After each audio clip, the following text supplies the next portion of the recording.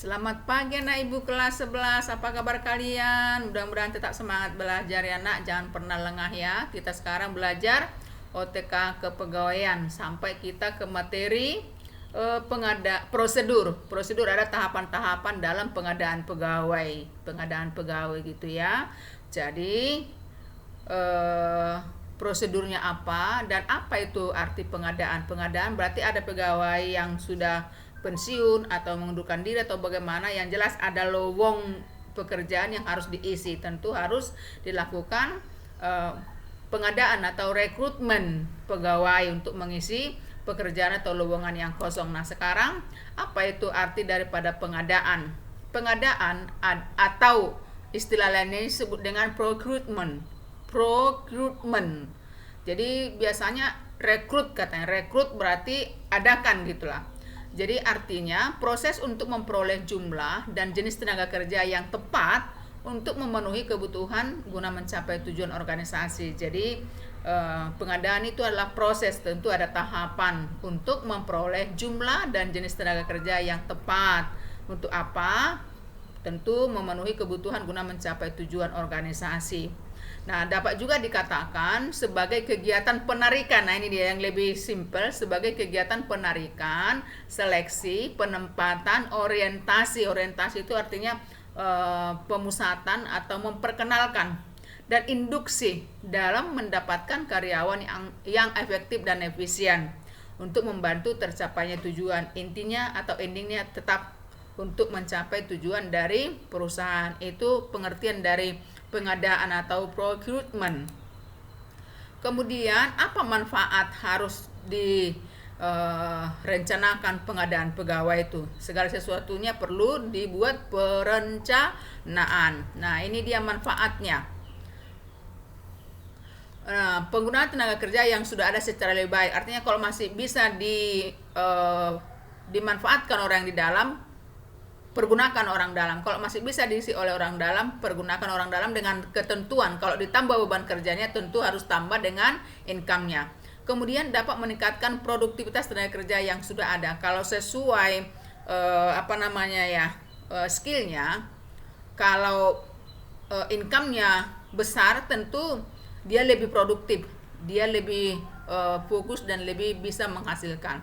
Kemudian untuk menentukan kebutuhan pegawai di masa mendatang, kita buat rencana ini untuk masa yang akan datang. Jadi biasanya rencana itu adalah untuk mempersiapkan masa-masa yang akan datang.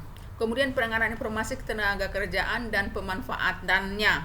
Dan jadi bagaimana penanganan informasi ketenaga kerjaan itu? Maka untuk itulah diperlukan perencanaan itu.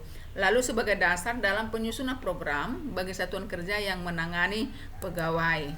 Itu dia. Nah, sekarang tujuan perencanaan. Apa tujuannya? Kita harus merencanakan tenaga kerja dari sudut kepentingan organisasi.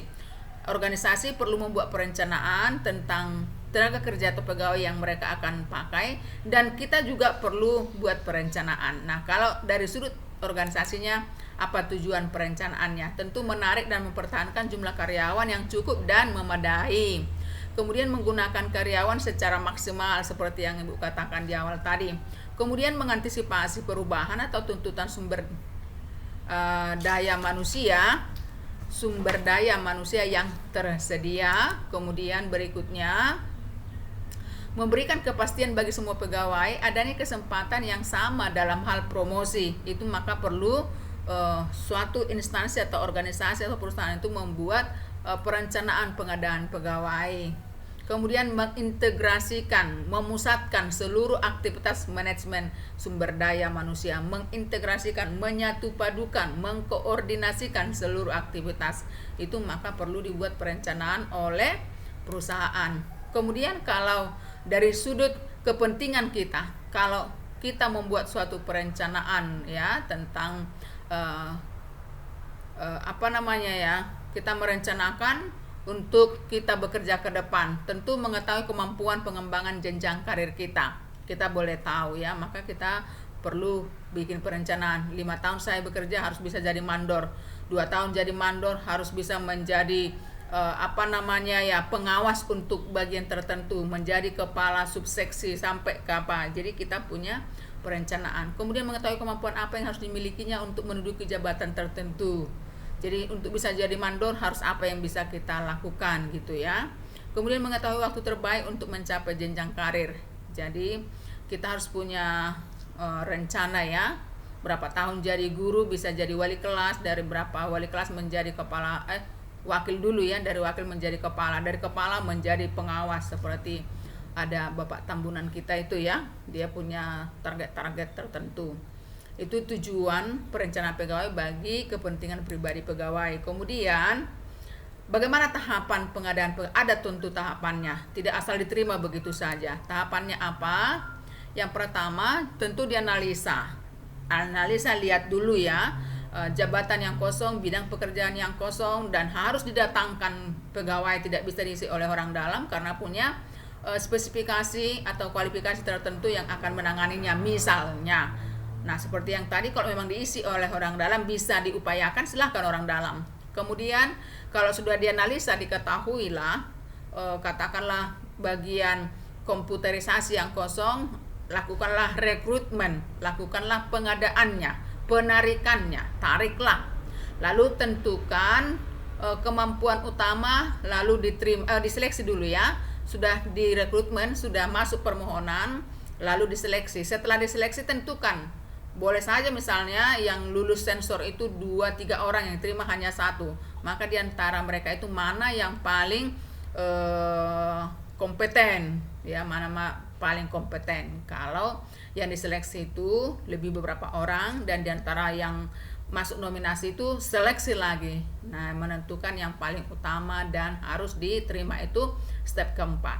Jadi analisa, tarik, seleksi, lalu pilih dia. Itu dia tahapan pengadaannya. Kemudian yang kelima, usulkan. Nah inilah dia. Seperti kalau di sekolah kita kan ada guru itu yang mengajar di depan kalian. Lalu kita usulkan ke yayasan, diangkatlah. Sudah diangkat, lalu diperkenalkanlah. Ini SMK, jurusan yang ada, ini rosternya, ini kurikulumnya, dia orientasi. Lalu harus diberikan aturan yang berlaku di sini, itu disiplin. Itu step yang terakhir atau bagian yang ke-8.